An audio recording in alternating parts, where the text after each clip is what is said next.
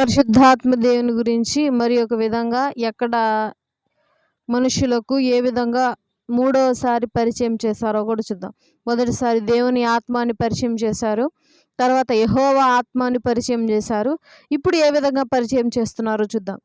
కీర్తనలకు రాసిన పత్రిక, కీర్తనల గ్రంథము 51వ అధ్యాయము 11వ వచనం. కీర్తనల గ్రంథము 51వ అధ్యాయం 11వ వచనం. నీ సమాధిలో నుండి నన్ను త్రోసివేయకుము, నీ పరిశుద్ధాత్మ నాయు నుండి తీసివేయకుము. అంటే ఇక్కడ మూడవదిగా పరిశుద్ధాత్మ అని మనకు పరిచయం చేస్తున్నారు. అంటే ఇప్పుడు 3 విధాలుగా పరిచయం చేస్తారు. ఇంకొకటి ఉంది 4వ విధం, అది కూడా చూసి ముందుకు వెళ్దాం. యోవేలు గ్రంథము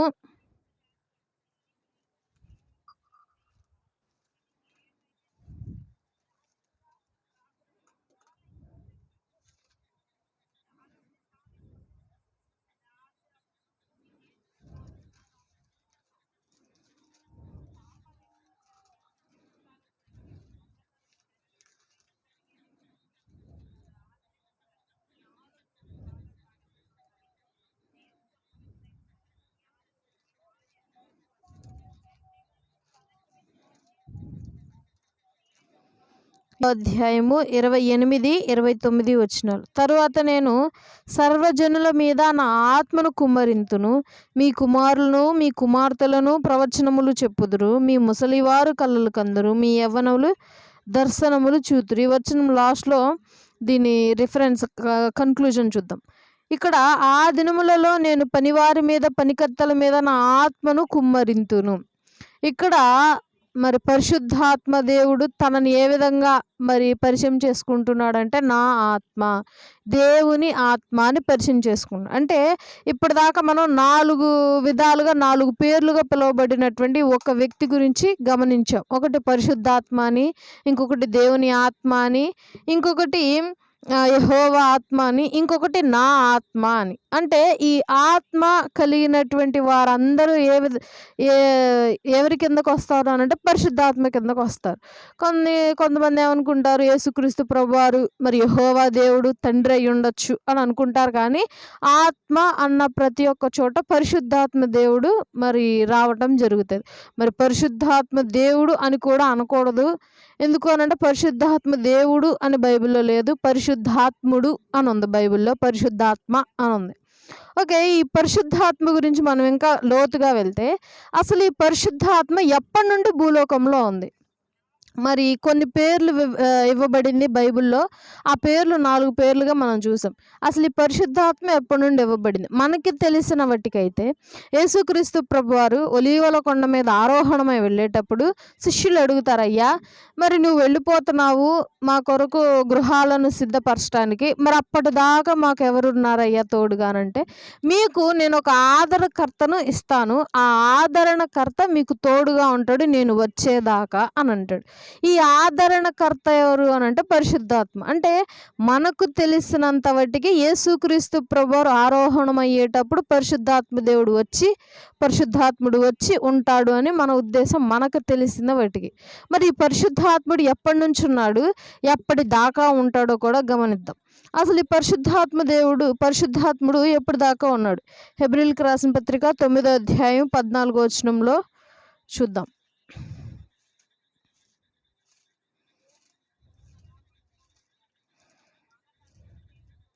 పరిశుద్ధాత్ముడు ఎప్పటిదాకా మరి ఎప్పటి నుండి ఉన్నాడో ఒకసారి గమనిస్తే హెబ్రీయులకు రాసిన పత్రిక 9వ అధ్యాయము 14వ వచనం. హెబ్రీయులకు రాసిన పత్రిక 9వ అధ్యాయం 14వ వచనం.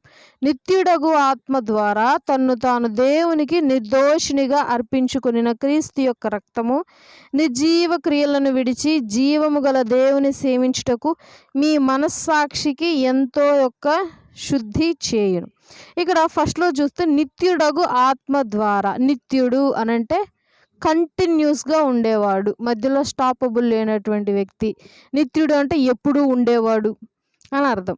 ఈ ఆత్మ ఎప్పటి నుంచి అందంటే నిత్యము ఉండే ఆత్మ అంట. అంటే సృష్టికి ముందే ఉన్నది ఈ ఆత్మ. అంటే సృష్టికి పునాదులు వేయకముందే తండ్రి ఉన్నాడు, కుమారుడు ఉన్నాడు, ఇప్పుడు ఆత్మ కూడా ఉంది. మరప్పుడు కూర్చొని ఒక చోట బైబిల్‌లో ఆదికాండం 2వ అధ్యాయంలో అంటారు. దేవుడు అంటాడు ఏమని? నరుని మన పోలిక చొప్పున చేయుదము అని అంటారు. మరి ఆ నరుని మన పోలిక అని అక్కడ సంబోధిస్తుంటే ఆ మన ఎవరు అని ఆలోచన చేస్తే వీరై ఉండొచ్చు. మరి ఆ మన ఎవరో బైబిల్‌లో క్లుప్తంగా లేదు కానీ కొన్ని అపోహలుగా మనం ఊహించుకోవచ్చు. ఎవరు అనంటే యేసుక్రీస్తు ప్రభువారు అయ్యుండొచ్చు. పరిశుద్ధాత్మ కూడా అయ్యుండొచ్చు. అయితే ఈ పరిశుద్ధాత్మ నిత్యుడగు ఆత్మ.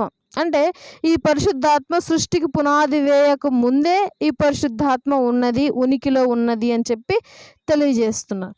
తర్వాత ఎప్పుడుంది? తర్వాత మళ్ళా ఎప్పుడు మనకు కనిపిస్తుంది అనంటే ఆదికాండము 1వ అధ్యాయము ఆదికాండము 1వ అధ్యాయము 1-2 వచనాలు ఇందాక చదివాం కదా. ఆదియందు దేవుడు భూమి ఆకాశమును సృజించెను. భూమి నిరాకారముగాను శూన్యముగాను ఉండెను. చీకటి అగాధ జలములపై అల్లాడుచుండెను. కమ్మి ఉండెను. దేవుని ఆత్మ జలములపై అల్లాడుచుండెను. ఇక్కడ ఇంకో చోట అక్కడ చూసాము పునాది అంటే భూమికి పునాది అని వెయ్యకుండా నిరాకారంగా ఉన్నప్పుడు మరలా ఈ ఆత్మను చూస్తున్నాం. అంటే ఫస్ట్ సృష్టికి పునాది లేనప్పుడు చూసాము. సృష్టికి పునాది వేసేటప్పుడు ఈ ఆత్మను మనం గమనిస్తున్నాం. తర్వాత ఆదికాండము 1:1 చూసాం కాబట్టి 1 కొరింథీయులకు రాసిన పత్రిక 8వ అధ్యాయము 6వ వచనం. 1 కొరింథీయులకు రాసిన పత్రిక 8వ అధ్యాయము 6వ వచనం. ఆకాశమందైనను భూమి మీదైనను దేవతలనబడినవి ఉన్నను మనకు ఒక్కడే దేవుడు, ఆయన తండ్రి. ఆయన నుండి సమస్తమును కలిగెను. 8, 6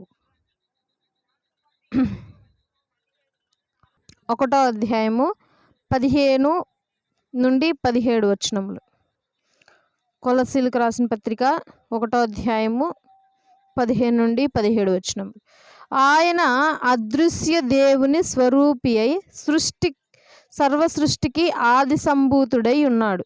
ఎలయనగా ఆకాశమందున్నవియు భూమి అందున్నవియు దృశ్యమైనవియు అదృశ్యమైనవు గాని అవి సింహాసనములైనను ప్రభుత్వములైనను ప్రధానులైనను అధికారులైనను సర్వమును ఆయన యందు సృజింపబడెను.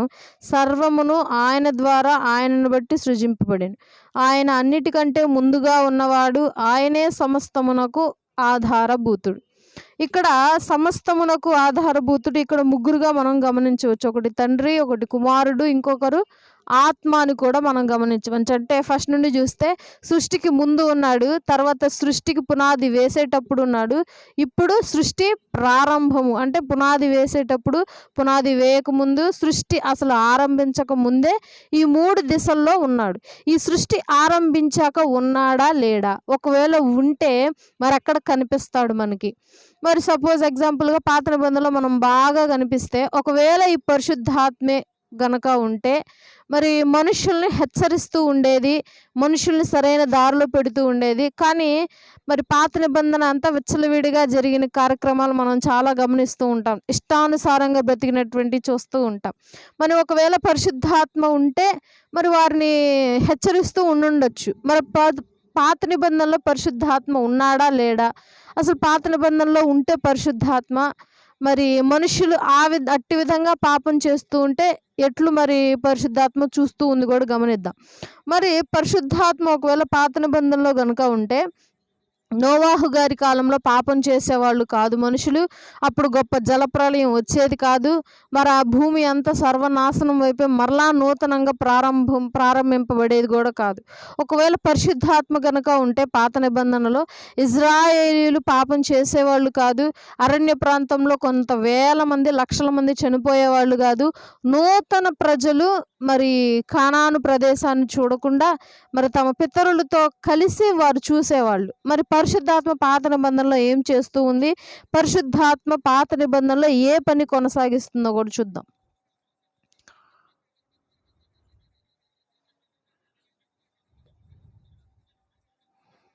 ద్వితీయోపదేశ కాండము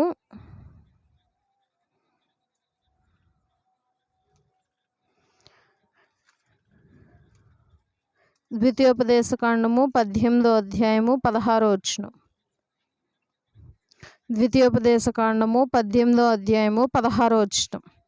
ఆ గొప్ప అగ్ని నాకు ఇంకనూ కనపడుకుండనుగాక అని చెప్పితిని. ఆ సమయమున నీ దేవుడైన యెహోవాను నీవు అడిగిన వాటన్నిటిని చొప్పున నీ దేవుడైన యెహోవా నీ మధ్యను నీ వంటి ప్రవక్తను నీ సహోదరులలో నీ కొరకు పుట్టించును. ఆయన మాట నీవు వినవలెను. ఇక్కడ ప్రవక్తల గురించి తెలియజేస్తున్నాడు దేవుడు. మరి ప్రవక్తలకి ప్రవచనం చెప్పేది ఎవరప్పుడు? ఇక్కడ దేవుడు నీలో నుండి త్వరలో ప్రవక్తలు రాబోతున్నారు, ఆ ప్రవక్తల ద్వారా నేను మాట్లాడబోతున్నాను అని అంటున్నాడు. మరి ఆ ప్రవక్తలకి డైరెక్ట్గా తండ్రే వచ్చి చెప్తాడా, లేదు కుమారుడు వచ్చి ప్రవచనం చెప్తాడా? మరి ఎవరు ప్రవచనం వారు ప్రవక్తలుగా మనకు తెలియజేస్తున్నారు అని ఆలోచన చేస్తే ఫస్ట్లో ఒక వచనం చదువుకున్నాం. ఏమని? పరిశుద్ధాత్మ తెలివిగలిగినటువంటి